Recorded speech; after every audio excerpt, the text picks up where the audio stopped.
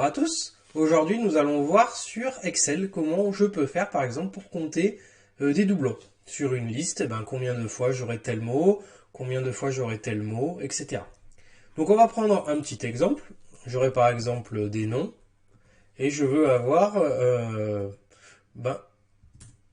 le nombre de fois où ils apparaissent. Donc, je vais prendre un exemple tout simple. Donc, j'ai orange, orange, fraise, fraise, fraise, melon, banane et poire, poire, pomme, pomme. Oh, je l'ai raté.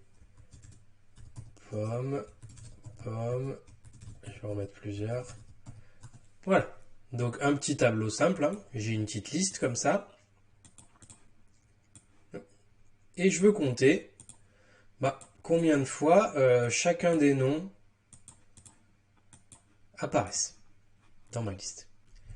C'est simple. J'ai une fonction qui me permet de le faire très bien, qui s'appelle NBSI. Donc NBSI, en fait, va compter dans la plage le nombre de fois où il trouve la même chose. Donc vous remarquerez, NBSI a besoin de deux arguments. La plage sur laquelle compter et sur quels critères il doit compter. Il doit compter si il trouve ce que vous allez lui indiquer. Donc premier argument, la plage, on est d'accord que c'est toute ma liste qui est ici.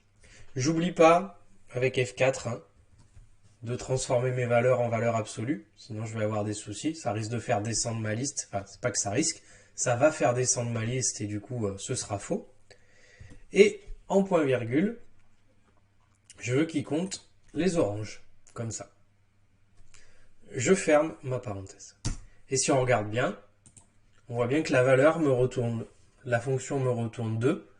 J'ai bien 2 fois orange dans ma liste. Je vais tirer jusqu'au bout, qu'on puisse vérifier si tout fonctionne bien. Hop. Donc orange, on est d'accord, je l'ai toujours 2 fois. J'ai 3 fois fraise dans mon tableau. Melon, je l'ai bien qu'une fois. Banane, une fois. J'ai bien 2 fois poire. Et j'ai bien 5 fois pomme. Donc on regarde une nouvelle fois la fonction. Je vais vous la mettre à côté si vous voulez. Hop. Donc on a bien NBSI avec la plage en premier que j'oublie pas de verrouiller. Si je la verrouille pas, quand je vais tirer ma poignée de recopie, mettons je le verrouille pas. Si je le verrouille pas et que je descends ma poignée, on est d'accord que ça va donner un petit peu n'importe quoi. Pourquoi? Parce que on est d'accord que la partie bleue est descendue.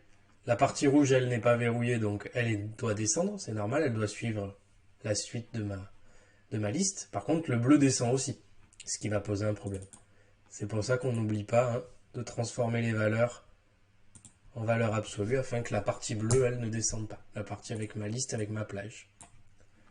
Donc la fonction simple, NBSI, la plage sur laquelle je vais regarder, et qu'est-ce que je cherche? Donc là, c'est bien orange.